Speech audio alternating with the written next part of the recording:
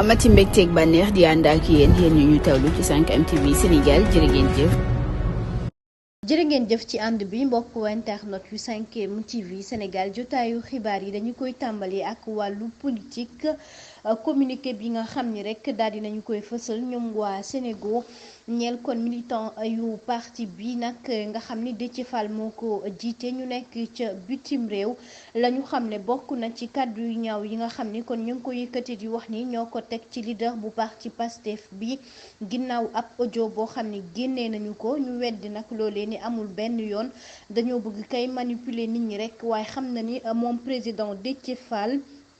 ci dimension bi mu nekkee loolee duñu ko def benn yoon te ñoom duñu taxaw kenn di la rek daal di wax baat bu ñaaw naam nag xam nañu adversaire politique dafa am waaye ay saaga ay wax yu ñaaw nekkul ci seen gis-gis nekkul itam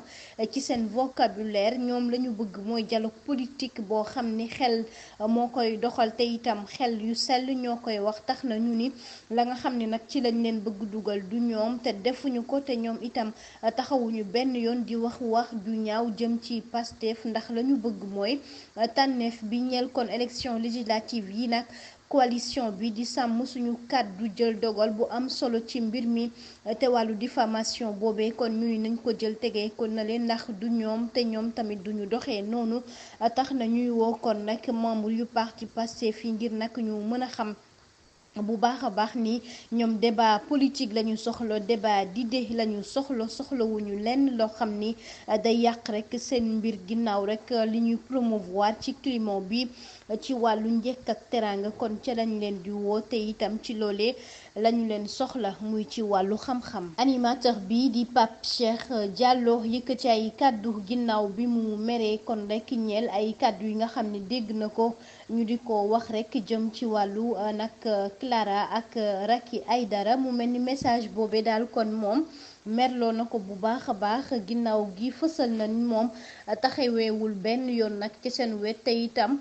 nekkul ni dafay faral kenn nag tey jëlu ci sax ay mbiru xaritoo ak yooyu waaye jàpp na ni nag li nu mel da ciy foo rek ay humour lay def comme na mu koy defee ci émission bu nekk ngir rek daal di retandoo nit ñi moo waral mu yëkkati kàddu yooyu ci li nu mel waaye nit ñi daal la mu gis ni kon dañu koy bëgg jaxase rek di jaxase ay kàddoom te loolee neexu ko benn yoon rawatina di ko jaarale ci réseaux sociaux yi la muy xamle mooy kon nañu xam bu baax a baax nañuy waxee ak fan yi defee ndax moomee yoonam nekkul ci benn coow te ba muy wax itam da ci jublu woon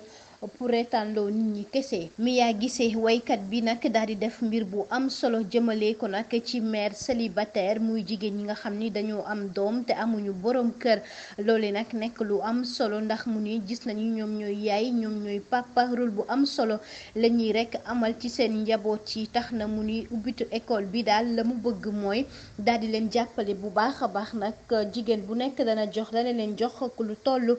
ci fukki junni nag ngir ñu daal di rek amal lu ñeel kon jëm ci li nga xam ni rek moom mooy nag seen doom yi tax na mu tànn sax ci jigéen ñooñi nag ñaar fukk mère célibataire maanaam ñaar fukki jigéen ñoo xam ni dañu am rek ay doom te nekkuñu ci buumu sëy